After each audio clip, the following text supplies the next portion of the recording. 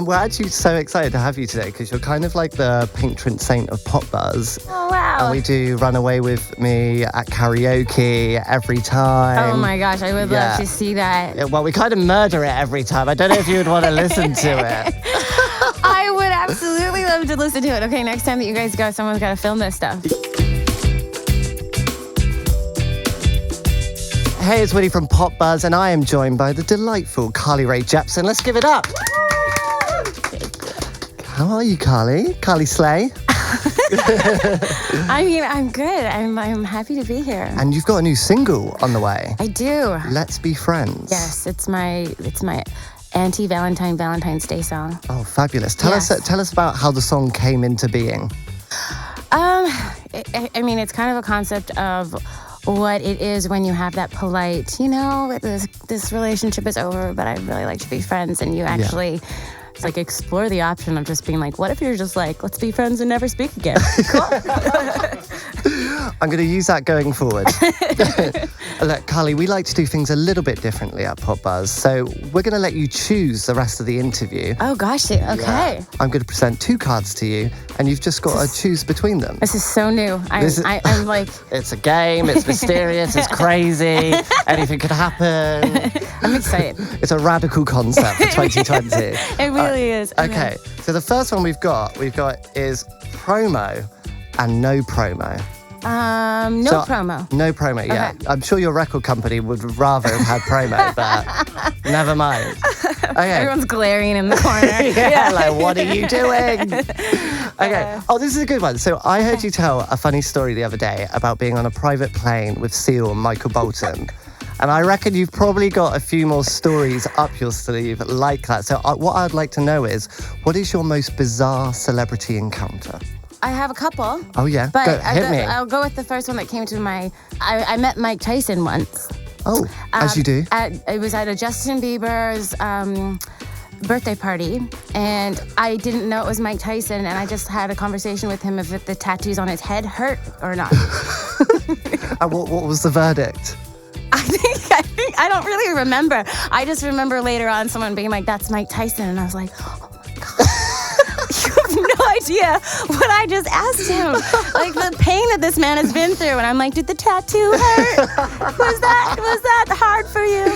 Yeah. So what was he doing at Justin Bieber's birthday party? I don't know what anyone. Are they like best mates? It was such a smorgasbord of people. And that was like pretty fresh into my first flight into Los Angeles. Like right around the call me maybe era of my life. So everything felt like I was Alice in Wonderland. And this was just like some trip I was on. But yeah. Oh my God, love that. All right, next up, we've got rate or rank. Rate. Rate.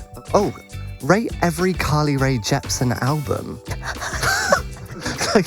Okay. That's a bit intense. That's pretty crazy. So I guess there's 4 of them. There's 4 of them. Tug of War. I mean, I was a baby. I didn't really know what I was doing yet, but it was honest. Yeah. So I'm gonna give it a nice, you tried 7. Okay. That's nice. Okay. That's good. That's respectable.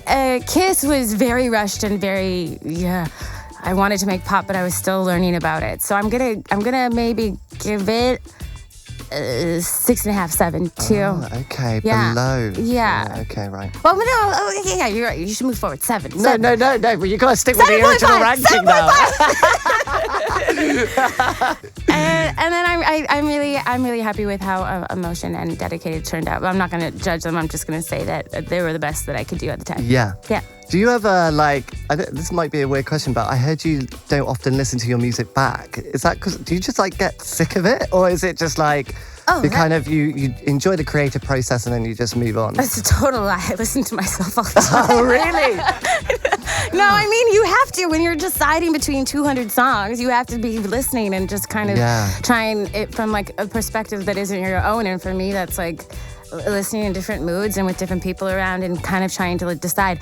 But the moment that the album is out, then I don't go back and put it on my playlist. It's I'm sick of it by then almost. You're not in the kitchen dancing around to Emotion. That would be so weird. You were super strange. Okay, next up we've got Troy and a very smudged Tones. Yeah. Tones. I'm just going for your left arm, really, the whole time. Yeah. That makes sense. Okay, right. So, you met Tones and I recently at an awards show, and I heard you're a big fan of Dance Monkey. So have you talked about collaborations with her or anything like that?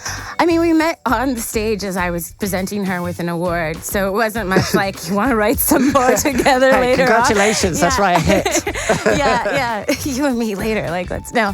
That was kind of it, and then there was a quick, like, we were kind of ushered off the stage into this group photo, and then another photo with her. I think all I said was like, I'm a big fan, and that's great, but I love the idea of that. I think her voice is so unique, and that's like my favorite thing is unique voices when you can right away be like, I know who that is, and there's character to it, and also her songs are just they're really inspiring. Just the different directions that she goes in her stories. I write solely about like love and heartbreak, and just hearing her kind of triumphs in different flavors has made me rethink what I want to do next too. Okay, so maybe if you ever cross paths again, who knows? Yeah. Actually, you know what? I'm going to break the rules. Okay. I want to ask you about Troy, because we had him in the studio a year or two ago, and it was when he was promoting Bloom, and he said that you guys had written songs together, they didn't make the cut or whatever. Yeah. Do you have like a lot of collaborations like that, where you try things out and then, for one reason or another, it doesn't work out, so you just kind of, they're just in your secret vault? I mean, I love him. He's amazing, and it was one of my first times going into kind of write for a male artist before, it was a cool experience to kind of take it on from a totally different perspective, and yet at the same time we're like, well, we're both crazy about men. Let's just talk about that together. But I think I've done collaborations with a couple different artists that I love, and you learn something from, you take it away, but I'm really very picky about what makes the cut for me at the end of the day, and I think all artists should be. I just love that. We're both crazy about men. Let's just get in the studio and write about some men. Amen to that. Okay, all right. We've got underdog or overrated. Ooh. I'm going to go with underdog this time. Underdog. Choosing the right arm. Yeah, okay. So I've seen you being described as an underdog quite often in interviews. I just wondered if you felt like an underdog in the pop industry. I don't know, but I like the concept of being an underdog. When I was in school and I did long distance racing, me and Jillian always had a theory that it was best to be not in first, but in second. So you're just breathing down their necks. Yeah. And then you get to the finish line and you just gun it. So if that maybe is my similar sort of concept with how I feel about my career. I feel like I'd rather kind of have a slow journey that's like constantly growing versus just like skyrocket and disappear. Yeah, well, and talking of career constantly going, obviously you're releasing a new single at the moment. Yeah. What does that mean for new album and things like this? I'm a ways away from like a whole new album, but I do have some, as you said earlier, the vault. The vault. I have some like songs that it would be painful not to get to share them, because I love them like they're my little babies, but you can only put so many songs on one album. Yeah. So I've been told, but I keep asking if there's a way I can release a 30-song album one day. But no, so I'm hoping to share more of that before I kind of clear the decks and think about what the next direction will be. Yeah. And so a triple album is coming soon. That's what you're saying. There will be Queen of triple albums. Yeah, it's going to be heavy. Okay, we have the last round. Truth or dare? Oh, definitely truth. Dare. No, thank you. Might be wise. Okay, so will Disco Sweat ever see the light of day? Oh my gosh, Disco Sweat. Disco Sweat is literally how Dedicated began. I went in this like really, really intensely like full-on disco direction for a while, and it was really fun, but it was crazy, and I had to kind of divert back to a place that felt like I don't know, like what I really wanted to share. But that's the thing about experimenting. You've got to go to the extremes before you kind of dial it back to like what feels really authentic too. Yeah. I didn't want it to just be like insane. So no one will ever hear Disco Sweat. I don't think. It's locked. It's locked. It's buried in my backyard. It's never coming back, guys. It's just for Tony and the Band Boys and for me to laugh at every once in a while. Oh wait, so you guys have heard it then? Well, that's not fair. Well, can we like turn off the mics and then we'll have a little listening party? Let's just do that. No one ever needs to know. Carly, it has been an absolute delight. Thank you so much. Good luck with the single. Thank you so much. Give it up for Carly. Thank you.